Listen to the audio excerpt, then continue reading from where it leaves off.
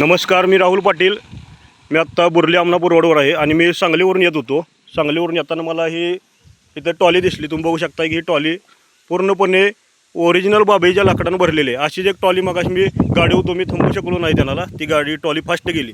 तुम्ही बघू शकता की समोरच बंचाप्पा मंदिरचे बन आहे आणि बनामधील 135 झाडं तोडण्याची परवानगी ग्रामपंचायतीनं कशाच्या आधारावर दिली आणि कोणाच्या सांगण्यावरून दिली याची आम्ही माहिती घेणार आहे. आणि जे कोण दोषी असतील त्यांना आम्ही त्यांच्यावर कठोर कारवाई करण्यासाठी फॉरेस्टला आम्ही विनंती करणार आहे.